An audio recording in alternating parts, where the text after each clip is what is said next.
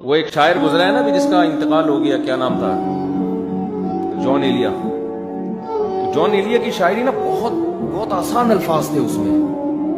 تو ان کا کوئی محترم شاعر تعارف کروا رہے تھے کہ مجھے وہ الفاظ بڑے اچھے لگے جس نے تعارف کروایا نا کہ آسان شاعری کی دشوار گزار گھاٹیوں سے گزرنا یہ جون ایلیا کا کام ہے.